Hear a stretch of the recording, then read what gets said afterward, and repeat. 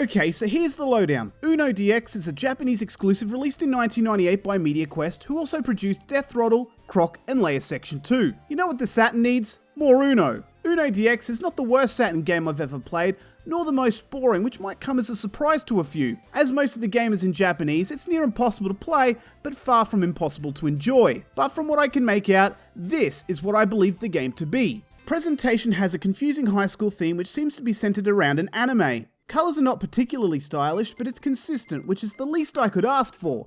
Everything seems to be in place that makes sense, which is important in a game that's not entirely action-packed.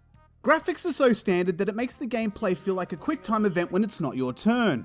I also feel that graphics in a game that lacks action would be pretty hard to mess up. Whatever little animation there is, it's pretty good. No conflicting colours, and the cards are well defined. Sound is average 90s J-pop, and silly sound effects that, while being suitable, do get a little annoying after a while. Gameplay is Uno. Place a card down that matches the colour or number of the card in the middle until you're down to the last card, call Uno, and then place your last card down when you can to win the game. Controls are alright.